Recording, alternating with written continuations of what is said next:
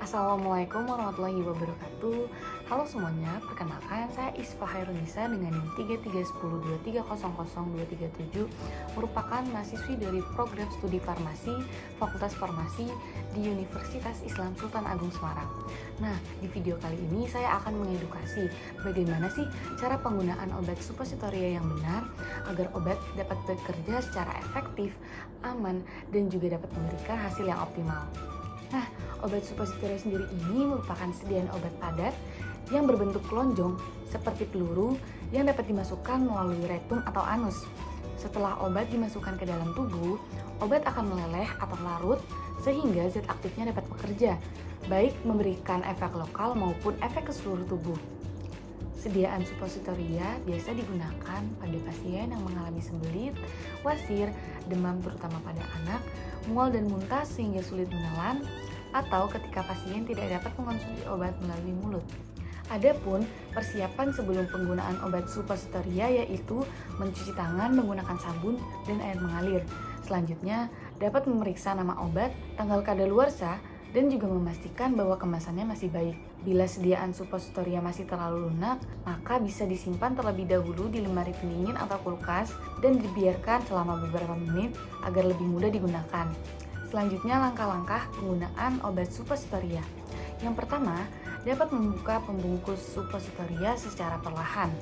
Selanjutnya, jika diperlukan, dapat membasahi ujung supositoria dengan sedikit air agar lebih mudah dimasukkan. Yang ketiga, dapat memposisikan badan secara miring dengan salah satu lutut ditekuk ke arah dada.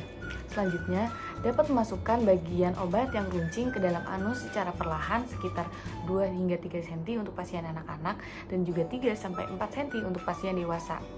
Lalu yang terakhir, dapat merapatkan bokong selama beberapa detik, lalu kemudian tetap berbaring sekitar 15 hingga 30 menit agar obat tidak keluar.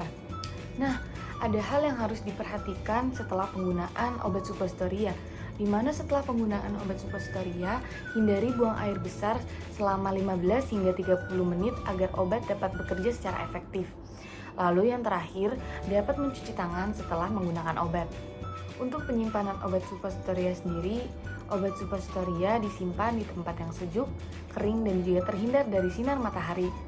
Nah, beberapa jenis supositoria perlu disimpan di lemari pendingin sesuai petunjuk pada kemasan. Jangan menggunakan obat yang sudah kadaluarsa atau mengalami perubahan bentuk. Yang terakhir, ada beberapa kesalahan nih yang sering dilakukan saat penggunaan obat supositoria. Yang pertama, tidak mencuci tangan saat menggunakan obat supositoria. Lalu, memasukkan obat supositoria tanpa melepas pembungkusnya.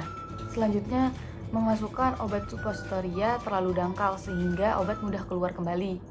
Yang terakhir, yaitu menyimpan obat supositoria di tempat yang panas atau terpapar sinar secara langsung, sehingga obat mudah meleleh.